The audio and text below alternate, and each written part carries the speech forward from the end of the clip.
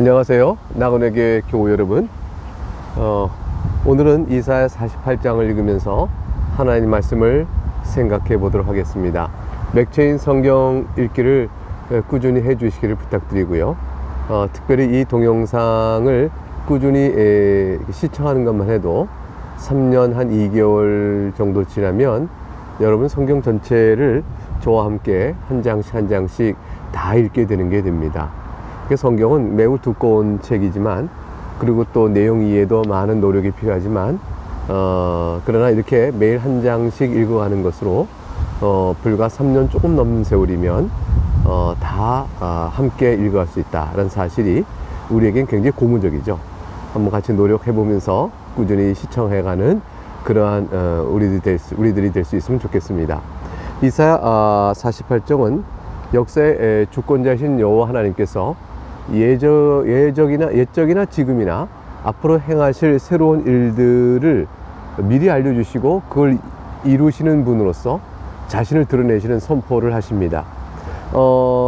구체적인 예로 이제 바벨론을 들어서 이스라엘 백성을 구원하실 것이라 라는 말씀도 하나의 사례가 되어지죠. 주님께서 이렇게 하시는 데는 다 뜻이 있습니다. 자, 먼저 1절부터 2절을 보게 되면 이스라엘 백성의 성질이 어떤가가 나옵니다. 하나님께서 그것을 들어서 저들의 이스라엘 백성이 어떤 백성들이냐, 그들이 어떤 자들이냐, 이런 것들을 들어 저들의 외식과 위선을 책망하시죠. 그것이 이제 하나님께서 역사의 주권자이심을 들어 미리 앞으로 하실 일들을 예언하시는 것과 연결이 되어집니다. 1절을 보겠습니다. 야곱의 집이여 이를 들을지어다.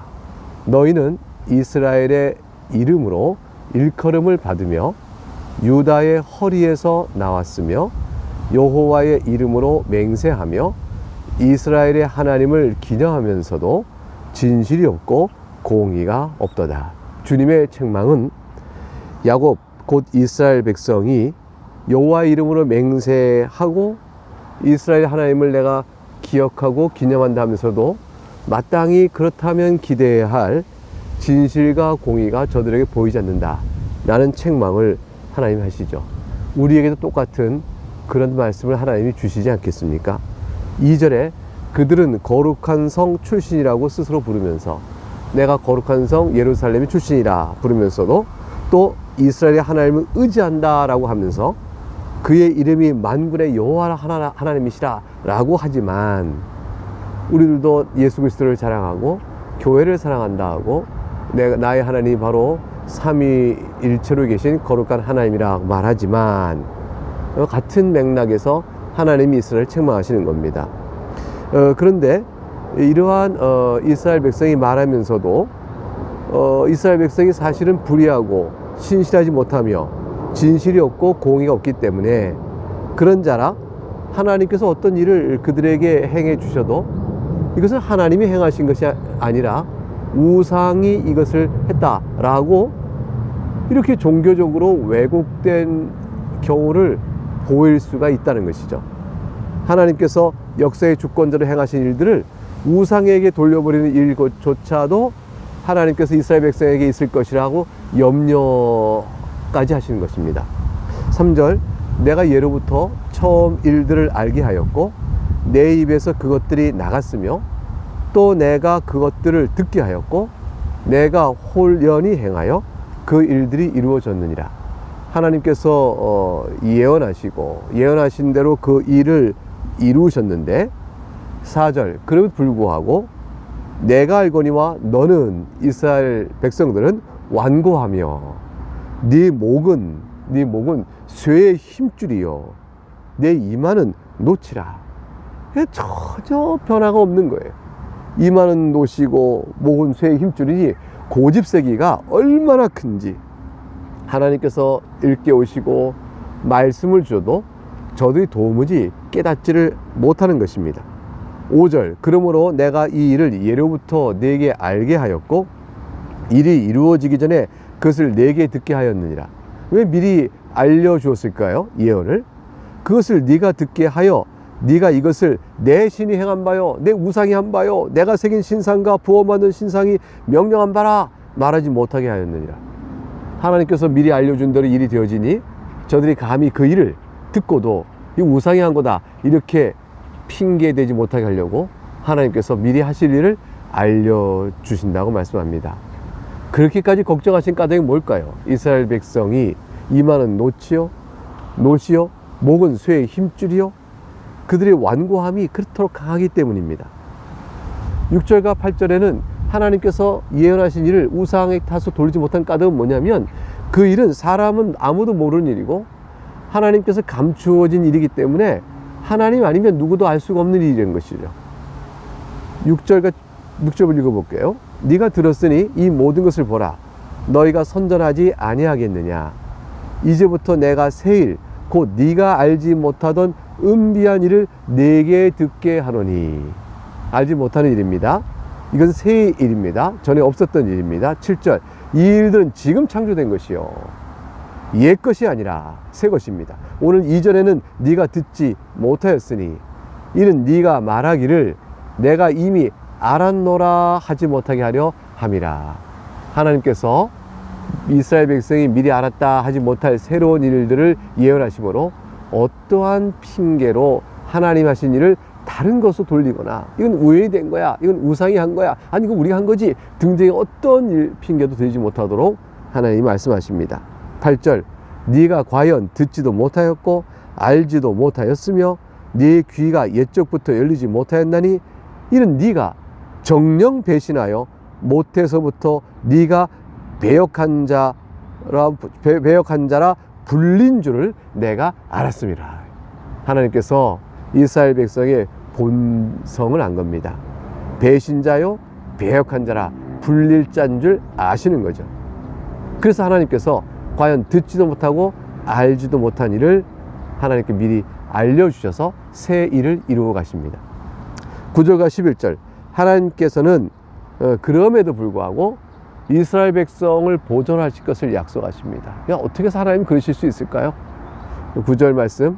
내 이름을 위하여 내가 노하기를 더디할 것이며 내 영광을 위하여 내가 참고 너를 멸절하지 아니하리라.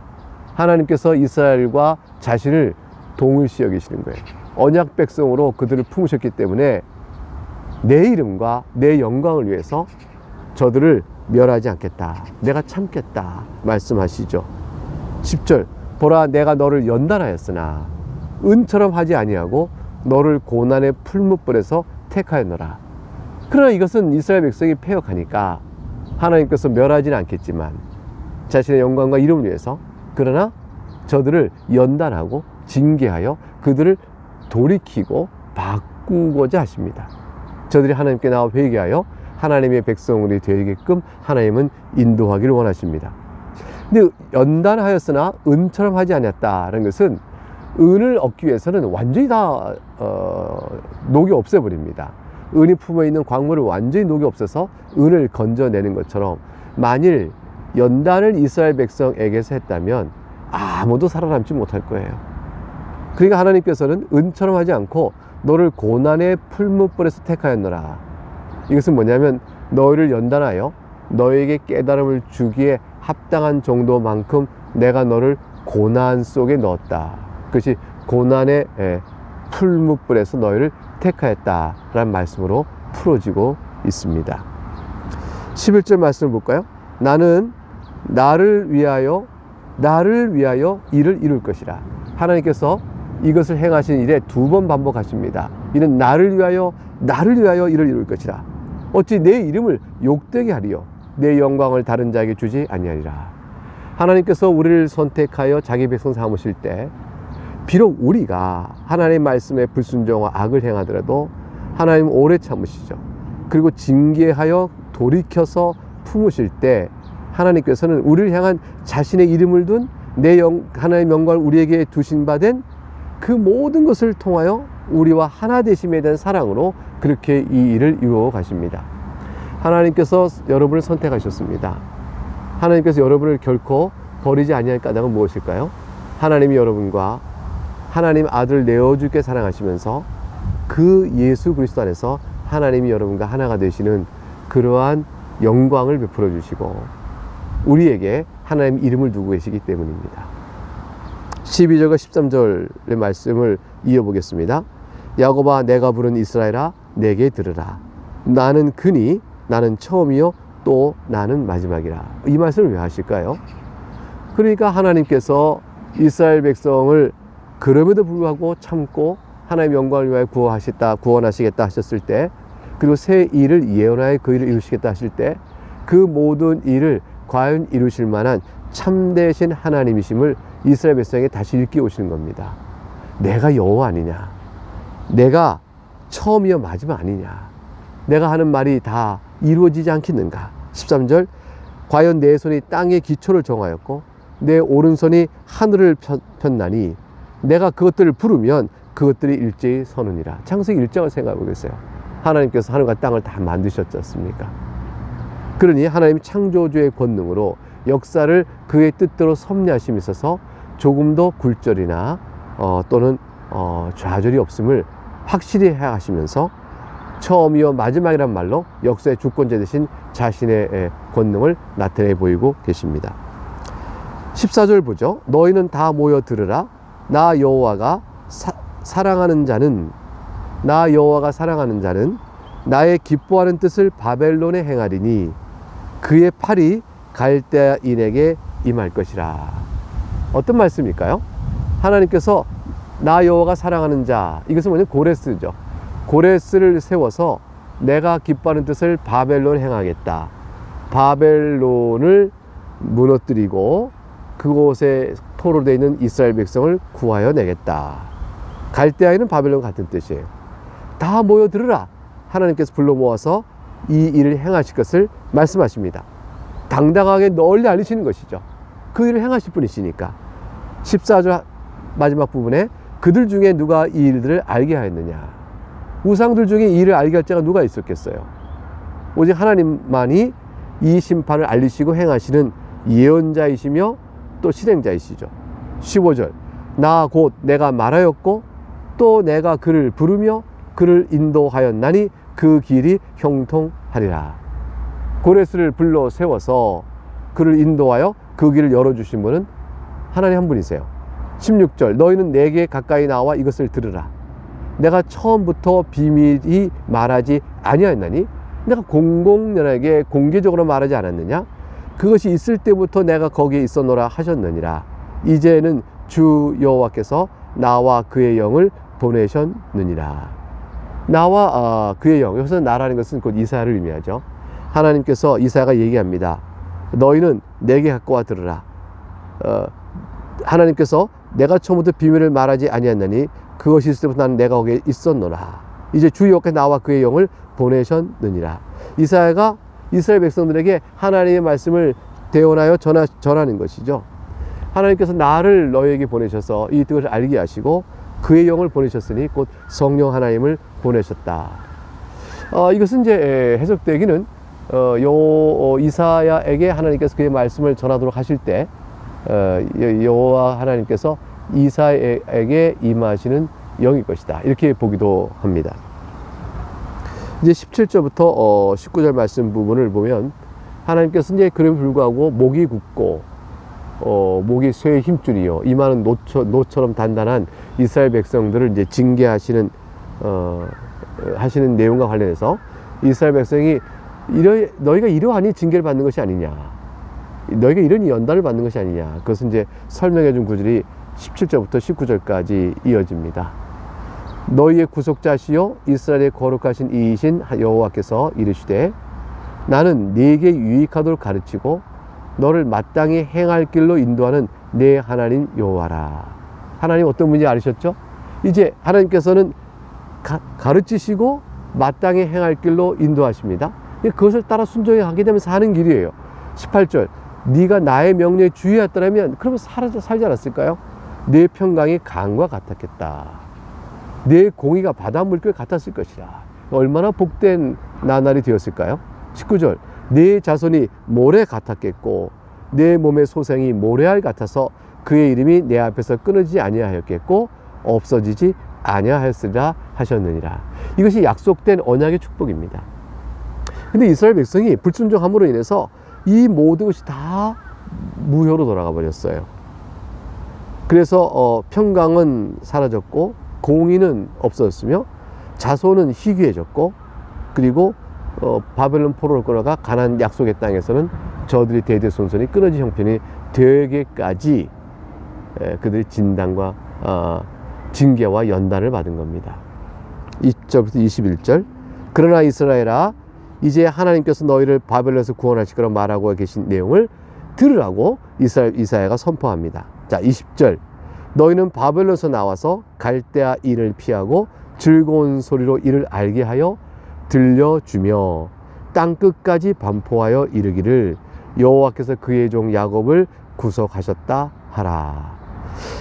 바벨론에서 나와서 갈대를 피한다는 것은 바벨론 사람들이, 즉 갈대아인들이 무서워서 피한다는 뜻이 아니고요.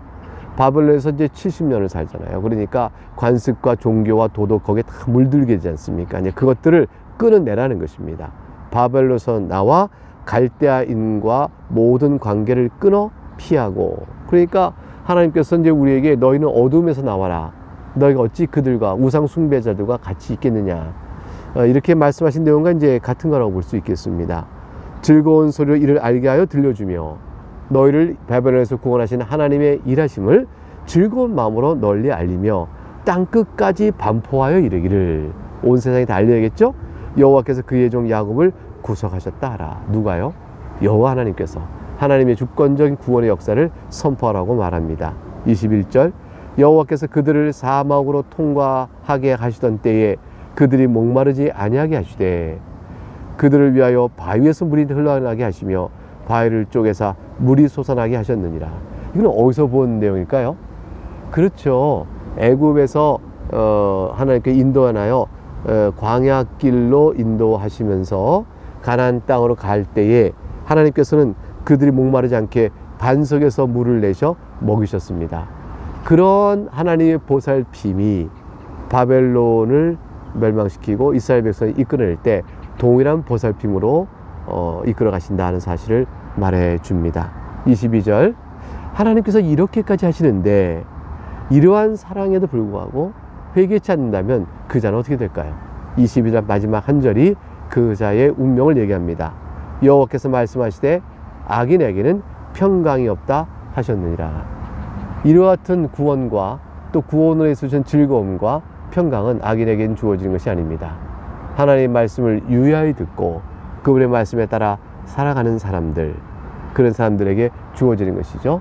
저와 여러분이 하나님의 이 사랑을 입어 주 예수 그리스도 안에서 주의 백성이 되었은즉 이제 주의 교훈을 달게 듣고 그 안에서 거함으로 하나님께 영광 돌리고 믿음의 길을 살아가며 여호와께서 자기 백성에게 주시겠다는 말씀하신 힘과 여호와께서 자기 백성에게 주시겠다는 말씀하신 평강의 복을 좋게 누릴 수 있기를 주의 이름으로 축복합니다.